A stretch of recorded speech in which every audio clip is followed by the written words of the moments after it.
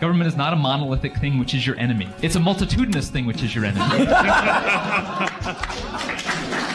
Our dream was to enable the future of human freedom. In the early 1990s, a group of mathematicians, misfits, hackers, and hobbyists came together around a shared belief that the internet would either demolish artificial walls or lay the groundwork for an Orwellian state. We can prevent the ministry of truth. They saw a branch of mathematics called cryptography as a weapon against central planning and surveillance in this new virtual world. And what is a cypherpunk? Cypherpunks are cryptography activists. The more I realized how it was a really pivotal technology for society. The National Security Agency declared the unrestrained public discussion of cryptographic research threatened our national security. I saw this as the critical fork in the road to the future of human freedom. Coming up, Reason presents a 4-part series on a movement that foresaw both the promise and the peril that lay ahead when the internet upended the world. It's like standing on top of the mountain and seeing that this is out there. You people who are here can say, okay, what kind of world do we really want to build, and build it.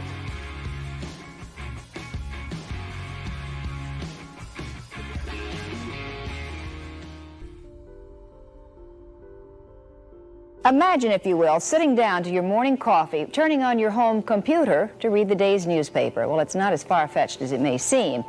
The freedom issues were very important to us. This is a sample of what you can order through your computer. It combines the power of your computer with the convenience of your telephone. We saw that information technology could create a 1984-style tyrannical top-down control society, or it could develop into something that is a decentralized enabler of human freedom. And even back then, our dream was to enable the future of human freedom. In the late 1980s, at the dawn of the online age, a group of young computer scientists in Silicon Valley started grappling with what this new technology would mean for society. We took a look at the potential of computer systems and saw that for everything about civilization that enables it to work, we can enable it to work much better. The most influential figure in what would become the cypherpunk movement was the physicist Tim May, who envisioned the future internet as a place for what he would dub crypto-anarchy, where lawbreakers, radicals, and political dissidents could shield their activities from government surveillance and control. People doing things that didn't require permissions from anyone because the people were untraceable and couldn't be stopped.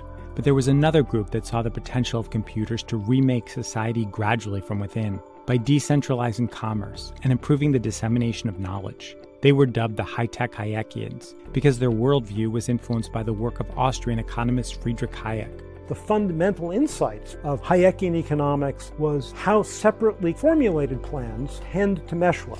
And we saw electronic media as an enabler of coordination, of a complexity that the world previously was really not capable of.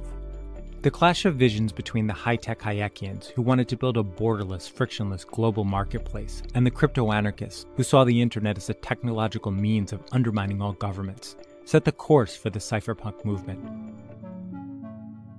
If May was the father of crypto-anarchy, the central figure for the high-tech Hayekians was the economist and entrepreneur Phil Salin. Now, if you own a personal computer, we are told you can shop at home in what's called the electronic mall. It was a few years before the invention of the World Wide Web, but computer companies were offering a new type of service in which customers could connect through their phone lines to post messages to a bulletin board, check their horoscopes, or go shopping. You can buy items from department stores ranging from Nordstrom's to Neiman Marcus, all via computer screen. Salin, whose outlook was shaped by his careful reading of Hayek, understood that these services weren't merely a curiosity or a digital version of the old mail-order catalog. They were the beginning of something that had the potential to one day erase national boundaries through trade and undermine government power. In a prescient 1991 essay, he foresaw how the internet would change the world by 1995, 2000, and beyond. The static role of store and shopper, seller and buyer, author and reader, systems defined by their one-way information flows, will be replaced by new forms of media, enabling two-way information flows.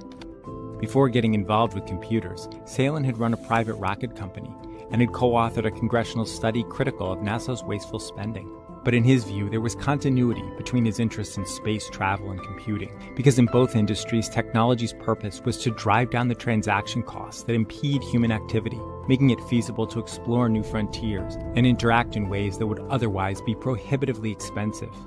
Now, thanks to breakthroughs in computing, the ability to buy or obtain exactly the information you need, when you want it, in the form you want it, is about to explode at a speed unmatched since the invention of printing. But Salin was foremost an entrepreneur, and in the mid-1980s he set out to launch one of those platforms for buying and selling information. He called it the American Information Exchange, or Amex. This business that we're doing is to make possible a new kind of thing, which is being able to buy and sell information online. Amex was a radical idea in the mid-1980s. Users could buy or sell advice about the real estate market, writing software, or what companies to invest in. Now you can say to somebody, so it's like eBay or like Priceline or like Amazon. When we tried to explain this to people, they simply couldn't get it. They could not wrap their heads around this. Some of them, I think, couldn't imagine the computational end of it. Milton Friedman didn't get it.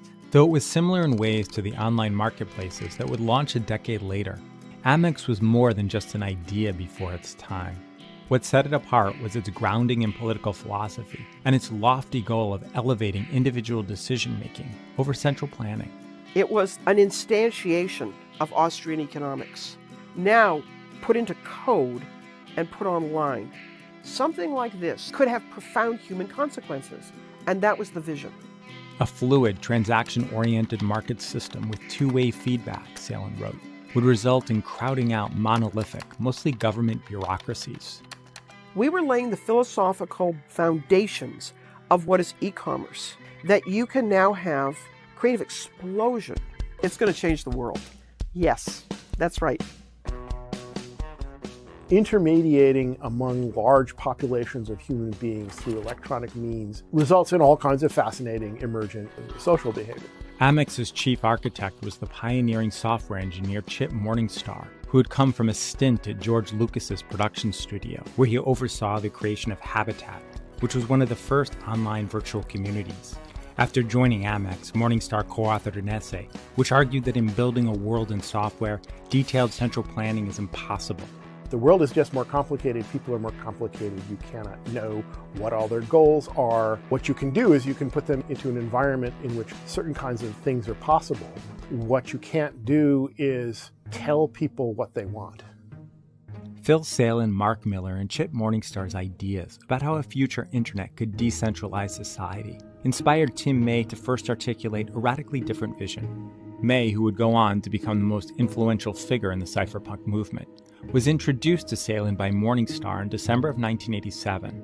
Chip said, "There's this guy out in Santa Cruz that you ought to talk to." As a scientist at Intel, May had solved an issue affecting the reliability of the company's memory chips, called the alpha particle problem. Rich on stock options, he'd been spending his days at the beach reading science fiction novels, thinking about how networked personal computers could turn some of their futuristic scenarios into reality. So I met with Phil in Redwood City, and he described how Amex would work. And I said, people aren't going to be selling meaningless stuff like surfboard recommendations. In May's view, Amex could be useful as a tool for undermining state power, but only by shattering legal and social norms. I said, it's going to be corporate information. It's going to be bomber plans for the B-1 bomber. Who wants to buy that? A competitor, a company. Who wants to sell that? Someone who has access to that information. It's two different types of libertarians. He didn't understand the extent to which you could benefit the world by lowering transaction costs for everybody.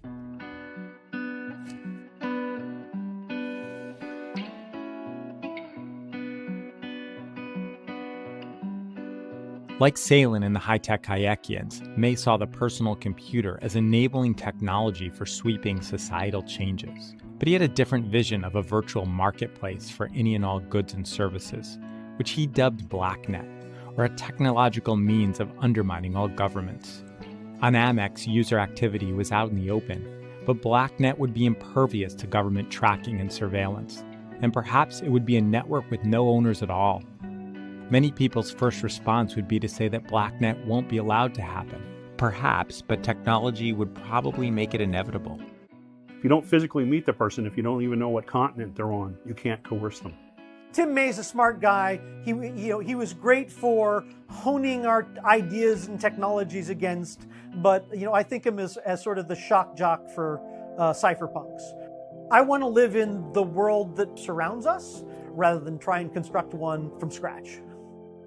We saw this as emerging from inside the world and carrying the world along with it. In 1988, Amex was acquired by the software giant Autodesk.